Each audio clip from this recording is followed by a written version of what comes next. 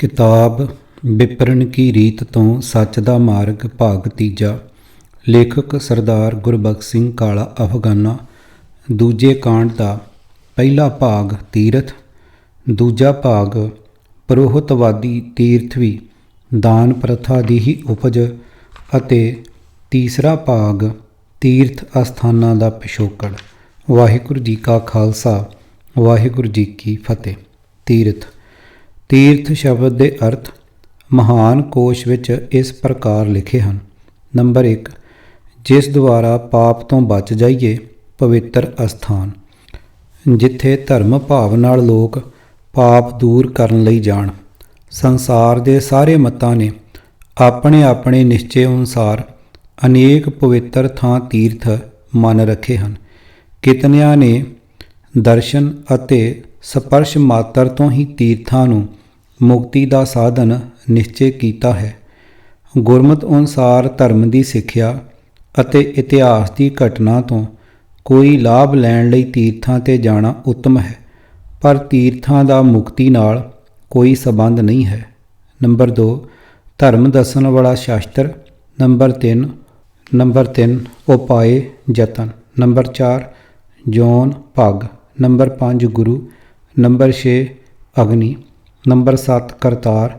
Number 8 ਸੰਨਿਆਸੀਆਂ ਦੀ ਇੱਕ ਖਾਸ ਜਮਾਤ ਜਿਸ ਦੇ ਨਾਮ ਦੇ ਪਿੱਛੇ ਤੀਰਥ ਸ਼ਬਦ ਲਾਇਆ ਜਾਂਦਾ ਹੈ। ਨੰਬਰ 9 ਅਤਿਥੀ ਅਭਿਆਗਤ। ਨੰਬਰ 10 ਮਾਤਾ ਪਿਤਾ। ਨੰਬਰ 11 ਰਾਜ ਦਾ ਅੰਗ। ਨੀਤੀ ਸ਼ਾਸਤਰ ਵਿੱਚ 18 ਤੀਰਥ ਲਿਖੇ ਹਨ।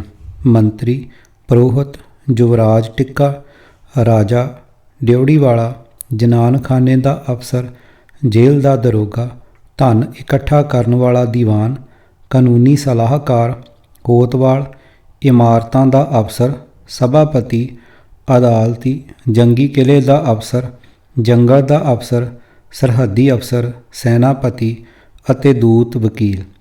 ਨੰਬਰ 12 ਬੇਰੀ ਗੋਤ ਦਾ ਗੁਰੂ ਅਰਜਨ ਦੇਵ ਜੀ ਦਾ ਇੱਕ ਪ੍ਰੇਮੀ ਸਿੱਖ। ਨੰਬਰ 3 ਉੱਪਲ ਗੋਤ ਦਾ ਗੁਰੂ ਹਰਗੋਬਿੰਦ ਸਾਹਿਬ ਦਾ ਇੱਕ ਗਿਆਨੀ ਅਤੇ ਯੋਧਾ ਸਿੱਖ। ਦੈਵੀ ਗੁਣਾਂ ਵਾਲੇ ਕਿਸੇ ਮਹਾਂਪੁਰਖ, ਧਰਮਾਤਮਾ, ਬੜੇ ਵੱਡੇ ਸਮਾਜ ਸੁਧਾਰਕ ਅਥਵਾ ਦੇਸ਼ ਕੌਮ ਤੋਂ ਕੁਰਬਾਨ ਹੋਣ ਵਾਲੇ ਦੇਸ਼ ਭਗਤ ਦੇ ਇਤਿਹਾਸਕ ਜੀਵਨ ਘਟਨਾ ਨਾਲ ਜੁੜੀ ਹੋਈ ਥਾਂ ਤੀਰਥ ਅਸਥਾਨ ਬਣ ਜਾਂਦੀ ਹੈ, ਪਰ ਆਮ ਤੌਰ 'ਤੇ ਧਰਮ ਅਸਥਾਨ ਤੀਰਥ ਮੰਨੇ ਜਾਂਦੇ ਹਨ।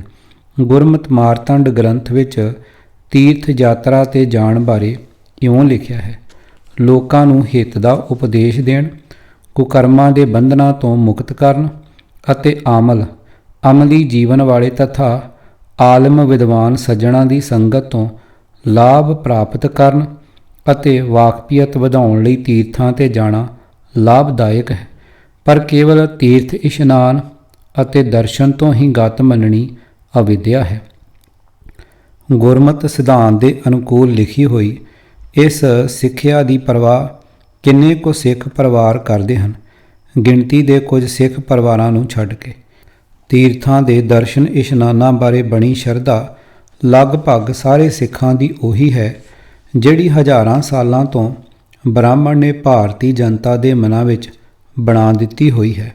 ਸਿੱਖ ਵੀ ਤੀਰਥਾਂ ਦੇ ਦਰਸ਼ਨ ਇਸ਼ਨਾਨ ਨੂੰ ਪਾਪ ਨਾਸਕ ਅਤੇ ਮੁਰਾਦਾਂ ਪੂਰੀਆਂ ਕਰਨ ਵਾਲਾ ਮੰਨਦਾ ਹੈ। ਸੰਗਰਾਂਦਾਂ, ਮੱਸਿਆ, ਪੁੰਨਿਆ ਆਦਿ ਦਿਹਾੜਿਆਂ ਅਥਵਾ ਪ੍ਰਯਾਗ ਤੀਰਥਾਂ ਦੇ ਇਸ਼ਨਾਨ ਨਾਲ ਸਾਰੇ ਪਾਪ ਨਾਸ ਕਰ ਲੈਣ ਵਾਲੇ ਮਾਘੀ ਦੇ ਦਿਹਾੜੇ ਦੇ ਇਸ਼ਨਾਨ ਦੇ ਉਚੇਚੇ ਭਰਮ ਦੇ ਅਧੀਨ ਮੁਕਤਸਰ, ਸ੍ਰੀ ਅੰਮ੍ਰਿਤਸਰ ਅਥਵਾ ਹੋਰ ਗੁਰੂ ਘਰਾਂ ਦੇ ਸਰੋਵਰਾਂ ਵਿੱਚ ਇਸ਼ਨਾਨ ਕਰਦੀਆਂ ਸਿੱਖਾਂ ਦੀਆਂ ਭੀੜਾਂ ਪੁਕਾਰ ਕੇ ਕਹਿ ਰਹੀਆਂ ਹੁੰਦੀਆਂ ਹਨ ਕਿ ਅਜੋਕਾ ਸਿੱਖ ਗੁਰੂ ਨਾਨਕ ਜੀ ਦਾ ਸਿੱਖ ਨਾਮ ਮਾਤਰ ਹੈ, ਬਹੁਤਾ ਚੇਲਾ ਉਹ ਬਿੱਪਰ ਜੀ ਦਾ ਹੀ ਹੈ। ਜਦੋਂ ਕਿਸੇ ਤੀਰਥ 'ਤੇ ਜਾਈਏ ਤਾਂ ਉਸ ਥਾਂ ਦੀ ਮਹੱਤਤਾ ਬਾਰੇ ਜਾਣਕਾਰੀ ਕਰਨ ਲਈ ਮਨ ਲੋਚਦਾ ਹੈ। ਯਾਤਰੀਆਂ ਨੂੰ ਤੀਰਥ ਅਸਥਾਨ ਦੇ ਪਿਛੋਕੜ ਬਾਰੇ ਜਾਣਕਾਰੀ ਦਿੰਦੇ ਰਹਿਣ ਲਈ ਪ੍ਰਬੰਧਕਾਂ ਨੇ ਉਚੇਚੇ ਸੇਵਾਦਾਰ ਗਾਈਡ ਰੱਖੇ ਹੁੰਦੇ ਹਨ। ਸਾਡਾ ਵਿਸ਼ਾ ਗੁਰਮਤਿ 'ਤੇ ਪਏ ਬਿੱਪਰ ਕੀ ਰੀਤ ਦੇ ਪ੍ਰਭਾਵ ਨੂੰ ਨੰਗਾ ਕਰਨਾ ਹੈ। ਇਸ ਲਈ ਜ਼ਰੂਰੀ ਬਣਦਾ ਹੈ ਕਿ ਪਹਿਲਾਂ ਅਸੀਂ ਬ੍ਰਾਹਮਣੀ ਤੀਰਥ ਅਸਥਾਨਾਂ ਦੇ ਪਿਛੋਕੜ ਤੋਂ ਜਾਣਕਾਰੀ ਕਰ ਲਈਏ। ਜਦ ਅਸਾਂ ਇਹ ਸਮਝ ਲਿਆ ਕਿ ਇਹਨਾਂ ਤੀਰਥਾਂ ਦੇ ਪਿਛੋਕੜ ਵਿੱਚ ਕੋਈ ਇਤਿਹਾਸ ਨਹੀਂ ਹੈ, ਸਗੋਂ ਇਹ ਸਾਡਾ ਆਡੰਬਰ ਬ੍ਰਾਹਮਣੀ ਲਿਖਣ ਢੰਗ ਦਾ ਹੀ ਚਮਤਕਾਰ ਹੈ, ਤਦ ਗੁਰਬਾਣੀ ਵਿਚਾਰ ਸਮੇਂ ਅਸੀਂ ਸਤਿਗੁਰਾਂ ਦੇ ਅਸਲ ਆਸ਼ੇ ਨੂੰ ਸਮਝਣ ਵਿੱਚ ਕੋਈ ਉਕਾਈ ਨਹੀਂ ਖਾਣ ਲੱਗੇ। ਤੀਰਥ ਭਰਮਸ ਵਿਆਦ ਨਾ ਜਾਵੇ, ਨਾਮ ਬਿਨਾ ਕੈਸੇ ਸੁਖ ਪਾਵੇ। ਪੰਨਾ 906। ਭਾਗ ਦੂਜਾ। ਪ੍ਰੋਹਤਵਾਦੀ ਤੀਰਥ ਵੀ ਦਾਨ ਪ੍ਰਥਾ ਦੀ ਹੀ ਉਪਜ। ਇਸ ਪੁਸਤਕ ਦੇ ਪਹਿਲੇ ਭਾਗ ਵਿੱਚ ਕੀਤੀ ਗੁਰਬਾਣੀ ਵਿਚਾਰ ਤੋਂ ਅਸੀਂ ਤ੍ਰਿਸ਼ਨਾਲੂ ਮਨ ਦੀ ਹਾਲਤ ਬਾਰੇ ਚੰਗੀ ਤਰ੍ਹਾਂ ਸਮਝ ਚੁੱਕੇ ਹਾਂ। ਤ੍ਰਿਸ਼ਨਾ ਕਿਸੇ ਵਿਰਲੇ ਮਨੁੱਖ ਦੀ ਹੀ ਬੁੱਝਦੀ ਹੈ। ਲੱਖਾਂ ਕਰੋੜਾਂ ਜੋੜ ਲੈਣ ਨਾਲ ਵੀ ਮਨ ਨੂੰ ਸਬਰ ਨਹੀਂ ਆਉਂਦਾ। ਤ੍ਰਿਸ਼ਨਾਲੂ ਦਾ ਮਨ ਹੋਰ ਤੋਂ ਹੋਰ ਮਾਇਆ ਇਕੱਠੀ ਕਰਨ ਲਈ ਝਗੜੇ ਸਹੇੜਨ ਤੋਂ ਵੀ ਨਹੀਂ ਟਲਦਾ। ਤ੍ਰਿਸ਼ਨਾ ਬਿਰਲੇ ਹੀ ਕੀ ਬੂਝੀ ਹੈ ਰਹਾਓ, ਕੋਟ ਜੋਰੇ ਲਾਖ ਕਰੋਰੇ ਮਨ ਨਾ ਹੋਰੇ, ਪਰੇ ਪਰੇ ਹੀ ਕੋ ਲੂਝੀ ਹੈ। ਪੰਨਾ 213। ਜਦੋਂ ਮਾਇਆ ਦੇ ਮੋਹ ਵਿੱਚ ਫਸੇ ਮਨੁੱਖ ਦੀਆਂ ਚਿਤਵੀਆਂ ਲੋੜਾਂ ਪੂਰੀਆਂ ਹੁੰਦੀਆਂ ਜਾਣ ਤਾਂ ਸੰਤੋਖ ਆਉਣ ਦੇ ਥਾਂ ਅਜਿਹੇ ਲੋਭੀ ਮਨੁੱਖ ਦੇ ਮਨ ਦੀ ਤ੍ਰਿਸ਼ਨਾ ਹੋਰ ਤੋਂ ਹੋਰ ਭੜਕਦੀ ਹੈ। ਜਬ ਇਹ ਧਾਵੈ ਮਾਇਆ ਅਰਥੀ, ਨਹ ਤ੍ਰਿਪਤਾਵੈ ਨਾ ਤਿਸ ਲਾਥੀ। ਪੰਨਾ 235। ਸਾਡੇ ਬਿੱਪਰ ਜੀ ਦੇ ਦੁਆਰੇ ਵੀ ਜਿਉਂ-ਜਿਉਂ ਮਾਇਆ ਦੇ ਢੇਰ ਲੱਗਦੇ ਗਏ, ਹਰਾਮਖੋਰੀ ਵਾਲੀ ਇਸ ਦੀ ਲਾਲਸਾ ਹੱਦਾਂ ਬੰਨੇ ਟੱਪਦੀ ਗਈ। ਅੰਗਰੇਜ਼ੀ ਦਾ ਅਖਾਣ ਹੈ, ਹਰ ਨਵੀਂ ਕਾਢ ਦੀ ਜਨਮਦਾਤੀ ਲੋੜ ਹੀ ਹੁੰਦੀ ਹੈ। ਬ੍ਰਾਹਮਣ ਦੀ ਆਮਦਨ ਦਾ ਅਸਲੀ ਸੋਮਾ ਅਜਿਹੇ ਦਾਨੀ ਮਨੁੱਖ ਹਨ, ਜਿਨ੍ਹਾਂ ਦਿਆਂ ਮਨਾਂ ਵਿੱਚ ਦਾਨ ਦੇ ਵੱਟੇ ਹਜ਼ਾਰਾਂ ਲੱਖਾਂ ਗੁਣਾ ਵੱਧ ਮਿਲ ਜਾਣ ਦਾ ਪੱਕਾ ਭਰਮ ਬਣ ਚੁੱਕਾ ਹੈ। ਭਾਰਤ ਜਿਹੇ ਵਿਸ਼ਾਲ ਦੇਸ਼ ਵਿੱਚ ਅਜਿਹੇ ਦਾਨੀ ਅਥਵਾ ਬ੍ਰਾਹਮਣ ਦੇ ਸ਼ਰਧਾਲੂ ਹਜ਼ਾਰਾਂ ਮੀਲਾਂ ਦੇ ਖੇਤਰਫਲ ਵਿੱਚ ਖਿਲਰੇ ਹੋਏ ਸਨ। ਫਿਰ ਦੂਰ ਦੁਰਾਡੇ ਦੇ ਪੈਂਡੇ ਬੜੇ ਬਿਖੜੇ ਹੋਣ ਦੇ ਨਾਲ ਆਵਾਜਾਈ ਦੇ ਸਾਧਨਾਂ ਤੋਂ ਵੀ ਸੱਖਣੇ ਸਨ। ਰਸਤਿਆਂ ਵਿੱਚ ਚੋਰਾਂ, ਠੱਗਾਂ, ਡਾਕੂਆਂ ਅਤੇ ਜੰਗਲਾਂ ਦੇ ਆਦਮਖੋਰ ਜਾਨਵਰਾਂ ਦਾ ਗੰਭੀਰ ਖਤਰਾ ਹਰ ਸਮੇਂ ਬਣਿਆ ਰਹਿੰਦਾ ਸੀ। ਬਿੱਪਰ ਜੀ ਦੀ ਸੋਚ ਨੇ ਕੋਈ ਐਸਾ ਢੰਗ ਬਣਾ ਲੈਣਾ ਚਾਹਿਆ, ਜਿਸ ਨਾਲ ਹਰੇਕ ਹਿੰਦੂ, ਭਾਵੇਂ ਉਹ ਭਾਰਤ ਦੇ ਕਿਸੇ ਵੀ ਥਾਂ ਦਾ ਵਾਸੀ ਹੋਵੇ ਅਤੇ ਭਾਵੇਂ ਭਾਰਤ ਤੋਂ ਬਾਹਰ ਦੂਰ ਦੁਰਾਡੇ ਦੇਸ਼ ਵਿੱਚ ਜਾ ਵਸਿਆ ਹੋਵੇ, ਲੋੜੀਂਦਾ ਦਾਨ ਲੈ ਕੇ ਹਰ ਹਾਲਤ ਵਿੱਚ ਬ੍ਰਾਹਮਣ ਦੇ ਨਿਵਾਸ ਅਸਥਾਨ 'ਤੇ ਪੁੱਜਣ ਲਈ ਮਜਬੂਰ ਹੋ ਜਾਵੇ। ਪ੍ਰੋਹਤ ਦੇ ਘਰ ਵੱਲ ਨੂੰ ਸ਼ਰਧਾਲੂਆਂ ਦੀ ਇਹ ਆਉਣੀ ਅਜਿਹੀ ਯੋਜਨਾਬੱਧ ਢੰਗ ਨਾਲ ਆਰੰਭ ਕਰਨ ਦੀ ਲੋੜ ਸੀ ਕਿ ਕਿਸੇ ਦਿਨ, ਕਿਸੇ ਸਮੇਂ, ਕਿਸੇ ਵੀ ਹਾਲਤ ਵਿੱਚ ਦਾਨੀਆਂ, ਮਹਾਦਾਨੀਆਂ ਅਥਵਾ ਸਰਬੰਸ ਦਾਨੀਆਂ ਦੀਆਂ ਨਿਰੰਤਰ ਤੁਰੀਆਂ ਆ ਰਹੀਆਂ ਕਤਾਰਾਂ ਘਟਣ ਦੀ ਥਾਂ ਸਗੋਂ ਸਦਾ ਵਾਧੇ ਹੀ ਪਈਆਂ ਰਹਿਣ। ਵਿਦਵਾਨ ਅਤੇ ਤੀਖਣ ਬੁੱਧੀ ਮਨੁੱਖ ਲਈ ਆਪਣੇ ਸੁੱਖਾਂ ਲਈ ਕੋਈ ਜੰਤਰ ਜਾਂ ਸਾਧਨ ਬਣਾ ਲੈਣਾ ਕਿਹੜੀ ਔਖੀ ਗੱਲ ਹੈ। ਜਿਵੇਂ ਵਿਗਿਆਨੀਆਂ ਨੇ ਆਪਣੇ ਸਰੀਰ ਨੂੰ ਹਿਲਾਉਣ ਦੀ ਖੇਚਲ ਵਿੱਚ ਵਾਧੂ ਸਮਾਂ ਨਸ਼ਟ ਕਰਨ ਤੋਂ ਬਚਾਉਣ ਲਈ ਰਿਮੋਟ ਕੰਟਰੋਲ ਨਾਮੀ ਜੰਤਰ ਬਣਾ ਲਿਆ ਹੈ ਅਤੇ ਇੱਕ ਥਾਂ ਬੈਠਾ ਕਿਸੇ ਦੂਜੇ ਪਏ ਜੰਤਰ ਨੂੰ ਮਨ ਭਾਉਂਦਾ ਨਾਚ ਨਚਾ ਸਕਦਾ ਹੈ।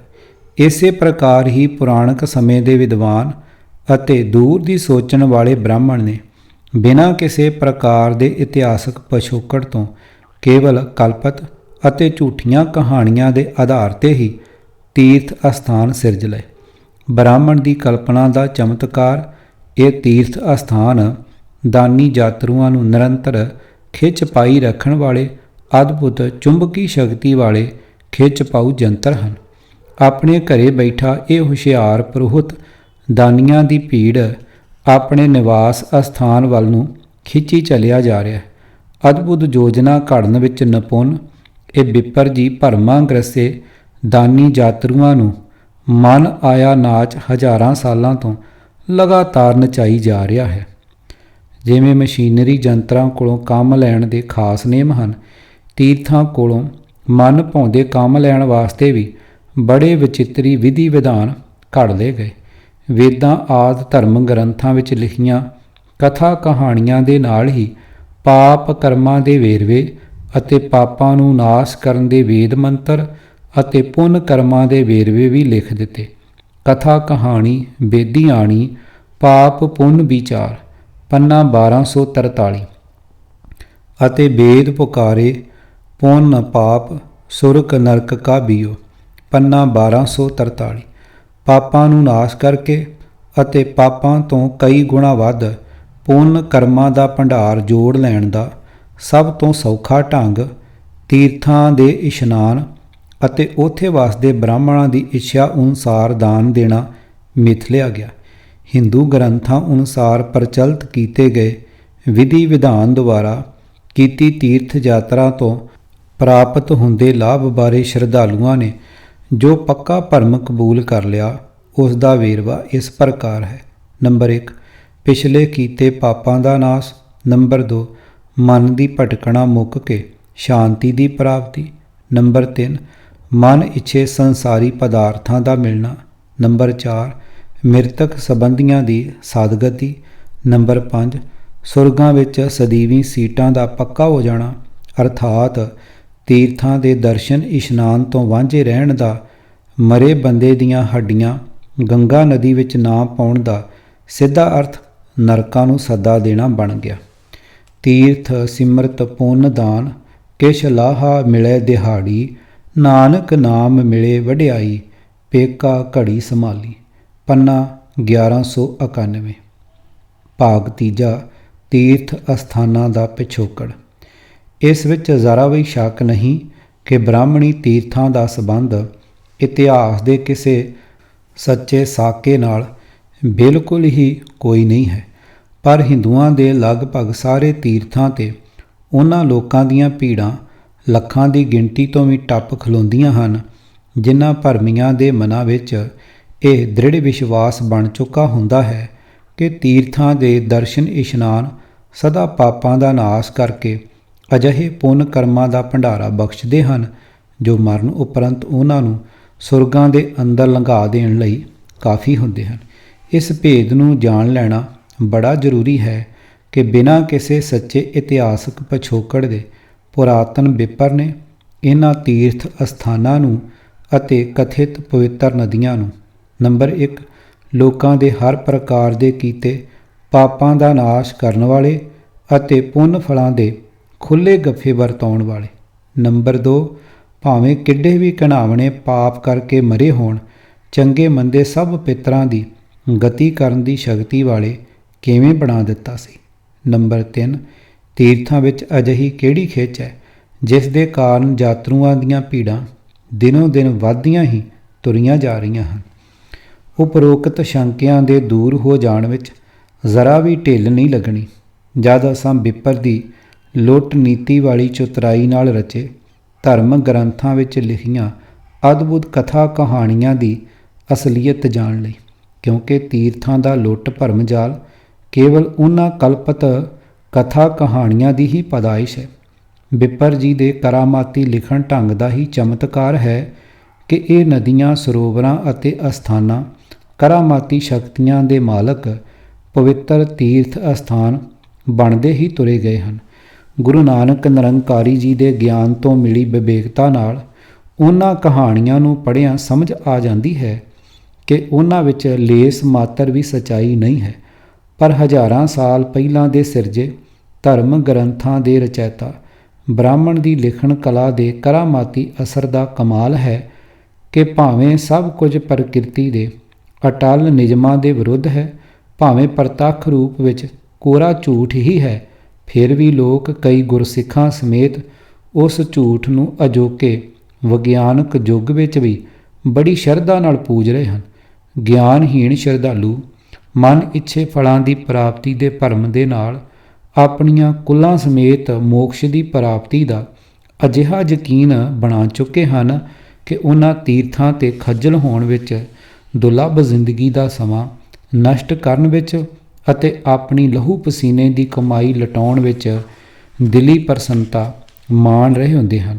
ਆਓ ਉਹਨਾਂ ਕਥਾ ਕਹਾਣੀਆਂ ਦੇ ਪਿਛੋਕੜ ਵੱਲ ਸੰਖੇਪ ਜਿਹੀ ਐਵੇਂ ਪੰਖੀ ਅੱਖ ਨਾਲ ਝਾਤ ਮਾਰੀਏ ਜਿਨ੍ਹਾਂ ਨੇ ਨਦੀਆਂ, ਸਰੋਵਰਾਂ ਅਤੇ ਅਸਥਾਨਾਂ ਨੂੰ ਅਦਭੁਤ ਗੈਬੀ ਸ਼ਕਤੀਆਂ ਦੇ ਮਾਲਕ ਬਣਾ ਦਿੱਤਾ ਹੋਇਆ ਹੈ। ਕਿਤਾਬ ਵਿਪਰਨ ਕੀ ਰੀਤ ਤੋਂ ਸੱਚ ਦਾ ਮਾਰਗ ਭਾਗ ਤੀਜਾ। ਲੇਖਕ ਸਰਦਾਰ ਗੁਰਬਖਸ਼ ਸਿੰਘ ਕਾਲਾ ਅਫਗਾਨਾ। ਦੂਜੇ ਕਾਂਡ ਦਾ ਪਹਿਲਾ, ਦੂਜਾ ਅਤੇ ਤੀਜਾ ਭਾਗ। ਆਵਾਜ਼ ਗੁਰਜੰਟ ਸਿੰਘ ਰੂਪੋਵਾਲੀ। ਵਾਹਿਗੁਰੂ ਜੀ ਕਾ ਖਾਲਸਾ, ਵਾਹਿਗੁਰੂ ਜੀ ਕੀ ਫਤਿਹ।